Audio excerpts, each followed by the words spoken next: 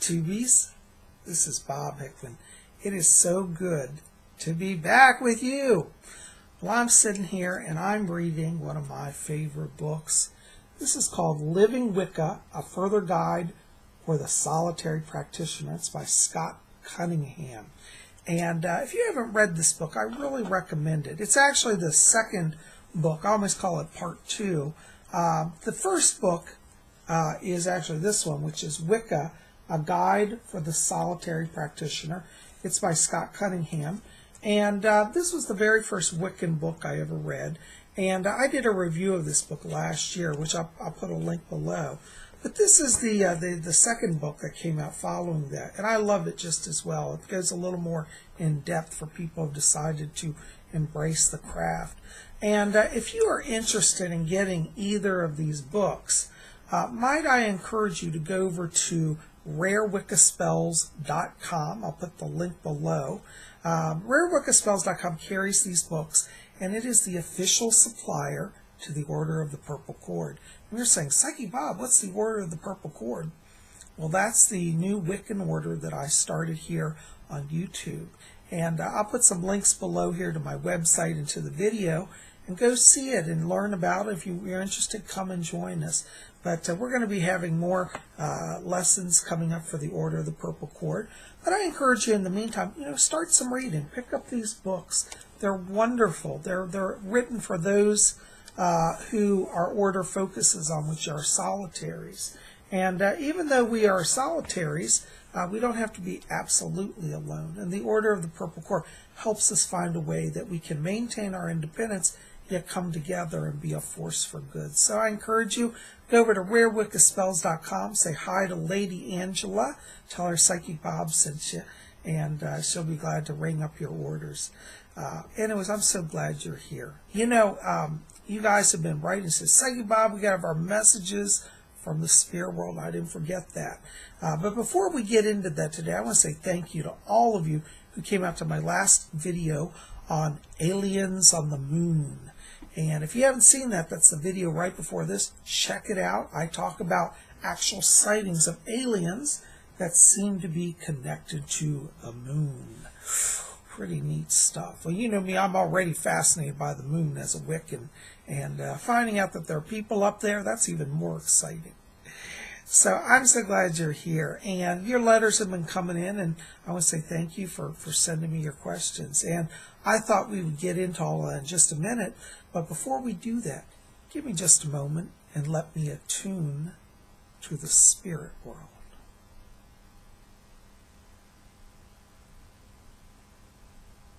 Okay. My spirit guide, his name is Fletcher, is back here. I hear him chattering away. All right, let's see. Our first letter tonight is from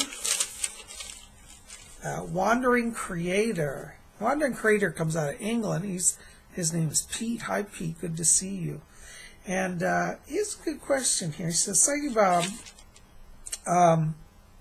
what do the spirit people have to say about me making videos? I feel conflicted many times when sharing spiritual truth. I develop an internal struggle and become camera shy. How can I overcome this, or what should I do? Hi, Pete. That's a very good question. One of the things that I think is so important is that we understand really the blessing and the privilege that we as spirit workers have. YouTube allows us to open up the truth of spirit to so many more people. I know many people have written me over the years. Many of you watching have written and said, Psychic Bob, I learned about spiritualism through your channel, and now I'm a spiritualist. I learned about Wicca through your channel. Now I'm a Wiccan. And I like to think I've helped people along on their journey. And Pete, the truth is, when you feel conflicted, what that is part of you feels like, who am I to talk to anybody? But the truth is, the spirit world loves all of us and wants to use us all as messengers. And so quiet that struggle by saying, well, if they're talking, I better listen up. And, you never know what good you could do. I've had many people over the years write to me and say, Psychic Bob, I was at the point of desperation. And you did a video, and you literally saved me from going over the edge from suicide. You know, when I get a letter like that, it humbles me. And I realize, you know, Pete, I as a vessel am imperfect. You as a vessel are imperfect. We're all imperfect. But because we're imperfect doesn't mean we shouldn't try. Because like that person who wrote to me and said that my video saved them from suicide, I can tell you, I remember that day when I did this video, and it was several years ago, but, you know, that day I almost didn't post it. I thought, oh, I don't look so good, I'm tired, I'm not in the mood. But Spirit said, post that video. And because I dared to post the video, somebody's still alive. So you see, we don't always know what Spirit's working on. Your being able to post a video may literally be Spirit trying to reach out and save somebody else. And I say this really not just to Pete, to all of you who struggle with making videos. If you feel led by Spirit and you start to say, who am I? Who, me? Remember, it's not about you, it's about the Spirit. The Spirit will work through you. All you want to do is ask. Ask Spirit to be present in your videos. And if Spirit's present, your video will be perfect. Doesn't matter what you think or what anybody else thinks. Those who are meant to see it, it will reach. So embrace that it's Spirit's work, not yours. You see, when I do messages from the spirit world, that's why I always start with meditation, because we want to let Spirit be present. It doesn't matter what I think. It matters what Spirit says, you see. And so embrace Spirit and your work will be wonderful and you'll bless a lot of people. Hope that helps. Thanks for writing. All right, our next letter is from Grace Moontail. Grace writes and says, Psychic Bob, I'm an incarnate mermaid. How can I fulfill my mission to save and protect the oceans of the world? Hi, Grace. Oh, I love this letter. This is a wonderful letter. Yes. Well, you know, when we talk about mermaids, yes, I do believe in mermaids, and I do believe there are people who reincarnate as humans who have been mermaids. It's very interesting if you study ancient history. Back before the time of Noah, way back even beyond Egyptian times, it's reported that there were many creatures on the earth that we don't see anymore. So there were mermaids, there were dragons, there were griffins, all these things that we have as mythological beasts and beings, many of them were actually on the earth and were very real. So I don't have trouble with people saying I was a mermaid. I think there's very much a possibility of that. Now, you know, in regards, Grace, to your question, how do I fulfill my mission? Well, remember this. You reincarnated. You came back as a human to do this. And you took on a human form this time in order to be a greater presence in the world. The thing that I think is most important is to think globally. We should always keep the bigger picture in mind. But we think globally, but we act locally. So rather than thinking, can I fix the entire Atlantic Ocean? Why don't you start with saying, let me explore the creeks near my home. Maybe I could start a creek cleanup project. I know you're saying, well, Bob, I'm a mermaid. I love the ocean. I don't want to mess with some little creek. But you know, all the creeks and rivers flow ultimately to the ocean. So when we clean our local creeks, we then save the ocean. So see, think globally, but act locally. And that's how you can embrace that mission. So I challenge you, go out, study your area. You might want to visit your local park service and ask them if they have any programs already underway. And if they don't, start one. Start every month everybody gets together and cleans up trash out of the local creek. You know, where I live, there's a wonderful creek, and it makes my heart break when I walk by and I see trash thrown at the edge of the creek, some of it floating. You know, it's terrible. So we need to think globally and act locally, okay? And that way you'll be fulfilling your calling. Hope that helps. Blessings to you. Our next letter is from Indigo Mali. Hello, Mali. Good to see you, dear. Indigo Mali, one of my dear friends. She's a celebrity actually out of Norway, and she was on Norwegian Idol a few years ago. Singer, talented actress, wonderful. And Indigo Mali, I tell you, Mali, I love your letter. I love that you wrote to me. Mali is also a targeted individual, and she has been a target of government harassment, like myself, for a number of years. And Molly, my heart's with you. And Molly writes, and she says, Bob, will the governments ever stop having this amount of power? What can be done to stop them? Molly, hon, this is a very complex issue. And when we talk about the targeted situation, and I know your situation, which I won't go into with everybody, but you and your family have been harassed. This is a spiritual warfare. It goes beyond just a government. It goes to the heart, the mind, and the soul of individuals. And right now on the earth, there's a kind of a battle going on for the hearts and minds and souls of people. There are many people who are succumbing to the lust for power and the lust for money. And they join in these gang stalking programs and these government harassment programs. And they make a lot of sorrow for a lot of people, myself included. And we don't fight them with material means. We fight them through prayer and through bringing the light to them. You see, they want us to degrade into a morass of violence, to use weapons against them, and join their level of evil. But spiritual people will have no part of that. Many of the targeted individuals who I have spoken with are very spiritual people. And all of us find that as we pray and send light to our enemies, we are shielded and blessed by higher power. So what can be done to stop them? We pray for them. We ask God to bless them. I actually pray for blessing to be upon my stalkers, because if God's blessings on them, they'll have joy in their lives and they won't want to hurt people anymore. See, a lot of these people engaged in this activity are part of they're part of a group of sorrowful people. And the governments are gathering sorrowful people and playing on their emotions. And so we don't want to be part of that drama and that negativity. We transcend that through going to a higher place through our prayer and our wishing the best. When you wish the best, even for your enemies, then you will receive a blessing. So we stop their power, and we stop it through spiritual means.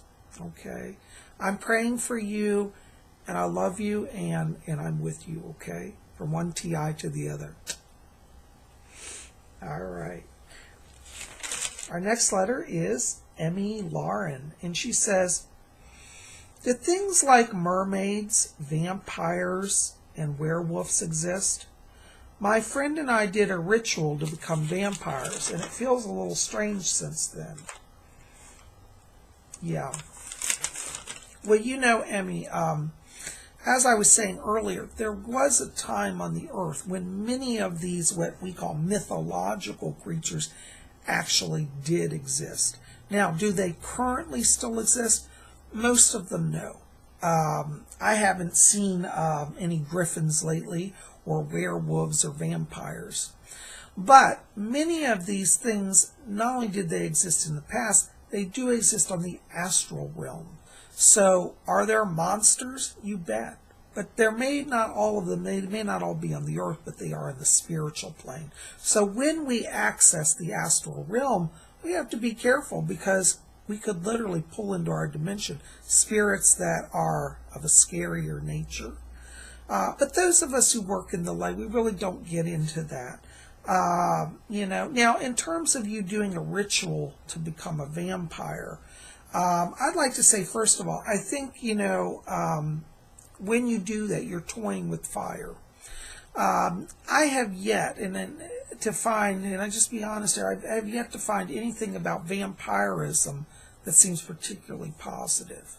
I have met people who are what we call psychic vampires, and what they do is they drain energy off people and weaken them. this is not of the light. It's not a positive energy. And in terms of you becoming an actual vampire, I wouldn't say that you've become an actual vampire, but I would say that you may have tapped into the current of vampiric energy. And so you have to decide, do you wish to continue with that? See, as a spiritual being, you can take up energy or leave it behind. And this is an energy I would encourage you to consider maybe putting back to the spirit realm, releasing it from you, because I think there are energies that you could work with that would give you wonderful lift and power and would be much more enlightening. You might want to consider joining the Order of the Purple Cord. We're going to teach spiritual techniques in our order that will help you to embrace spirituality without having to go to the dark side. Okay? So, do they exist, these things? Yes, they have in the past. Do they currently? Not so many of them. Though I do think the Fae exist and mermaids in our current realm. There's still many sightings of those. But yes, on the astral plane, all things are possible there. Anyways, hope that helps. Blessings to you. Our next letter is from Sarah Hernandez. And she says, Psychic Bob, I had a dream of a wonderful man named Kronos. And I looked it up and found out that he was a Greek god, but that he has a terrible story in that he eats babies. But in my dream, he was very kind, and I felt loved by him. What does this mean? Hey, Sarah. Well, you know, that's a very good question. Well, Kronos was a Greek god. He's actually the Greek god of time. Like when we talk about chronological, that comes from the name of Kronos. And the stories about him eating babies are not literal. They are metaphorical. They are symbolic, is what I'm trying to say. When it says he eats babies, what it means is that all humanity is subject to his power of time. And that even though a baby starts out new, in time the baby becomes a grown-up and then becomes an older person and eventually decays and dies. Meaning that Kronos has, in a sense, swallowed up the baby. He doesn't literally kill children, but he takes people throughout their lives and he's part of the journey. So when you say I felt loved by him, actually Kronos is actually a guide. He guides you through life, through the passages of life. And if you're aware spiritually, he helps you to value the experience of time and of life and helps give wisdom. So Kronos does love you and he wants to bring wisdom to you. And it's a sign for you that you're at a crossroads where you're ready to grow in knowledge and in power. And Kronos is with you as a guide on the journey. Okay? Hope that helps. Blessings to you. Our next letter is from Haley Swiner. She says, Psychic Bob, I found out in January that I am pregnant and going to have a baby in September. Are there any messages for me? Hi, Haley. Well, what I pick up around this is you got an old soul coming. See, when we have a child, we draw from the spirit world a soul that is drawn to us. And interestingly, you're at a place energetically on your own journey where you want to open to your higher self and to wisdom. And so this young soul, who's actually an old soul, has come to join you. And I do see the child coming in the new year, or excuse me, at the end of the year in September, and it will be a blessed event. I pick up a male around this, so I feel there's this boy in spirit that is trying to come through here. And I do see you having a safe delivery. And I get this child. It's funny when you see him, it's like you look in their face, and it's like, oh, you're back. You know, I feel like there's some past life karma here. So I feel that this child, interestingly, has been your father in a previous life. There was a life that you had. It was in the early 1900s. And you're part of a publishing family. So this child that's coming to you was actually your father in a previous life. Now he's coming to be your son. He's taken on a more humble role, but wants to be present to guide you.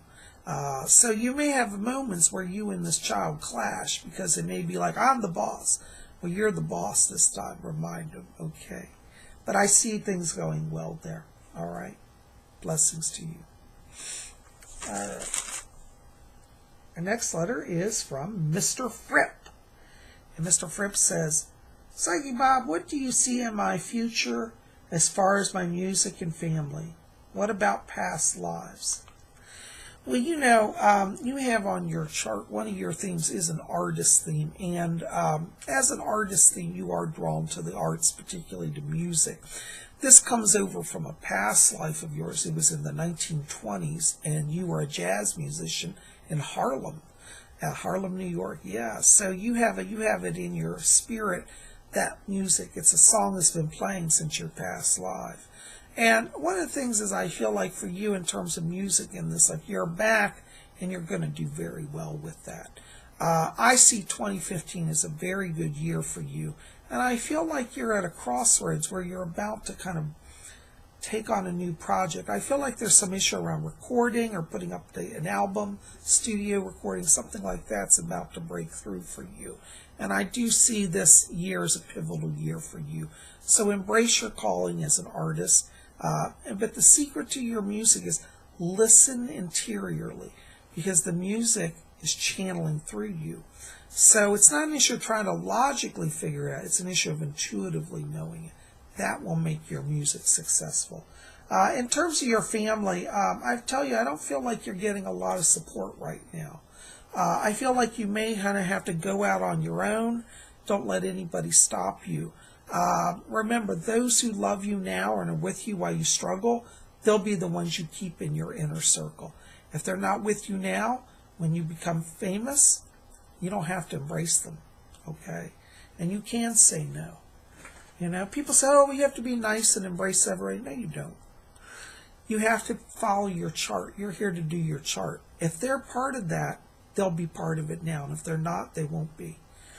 Anyways, I see good things coming for you. Embrace who you are, and remember, those who love you when you're poor will be the ones who you should keep with you when you're rich. And I do see wealth around you. Blessings. All right, our next letter is from Karen Medina. She says, "Say, Rob, do you see any new business ventures for me coming up?" Yeah, you know, I get excuse me, I'm losing my voice here. I get you at a turning point, and it looks like the last week of March here, there's some deals for you. I get the words partnership. I see somebody coming in to partner with you. I also get travel here, so I feel like there's some travel here. I keep getting New York around you, and I also get Florida, so it's like you're jumping back and forth up and down the East Coast at the end of March and also in April. So you're gonna start to see business pick up. I see the word partnership, as I said, and I do see profit for you. So just hang in there. You're about to get back in the game, so to speak. And I know things have been just a little slow for you, and with the weather and all. But you're at a turning point. You got momentum building. Just take it and run with it. Be open to travel. Okay? Blessings to you. Well, guys, listen, that's all I'm going to get to today. I'm so glad you're here at Spirit Channel. Listen, if you're new here, or even if you're not new and you've been watching all these years, or you just started watching, why don't you hit that subscribe button? It doesn't cost anything. You'll get free updates. You'll be part of our scene. And I'd sure love it for you to be part of Spirit Channel. Anyways, guys, I'm so glad you're here. I love all of you. Keep it here. We got more videos coming up. Next week, we're going to have a video about Saint Genesius. And Saint Genesius is, and I'll give you more details next week, but he's the patron saint of the theater. You're going to say, well, that's interesting. Not only that, he's the patron saint of targeted individuals. And in honor of Saint Genesius, I'm wearing a new pendant. Check this out. I bought this at an auction. It's from the 1950s, and it's the theater masks, because I love theater. And, you know, Saint Genesius helps anybody who's in the public eye. And you know me, I do shows and appearances and videos, so I need Saint Genesius for my performance here on YouTube. But I also need him because I'm a targeted individual. And we're going to have all about that. So tell all your friends, be here next Tuesday, and we're going to learn about Saint Genesius. Thanks for being here. Love you guys. Blessings. And also then next Thursday we'll have another Messages from the Spirit World.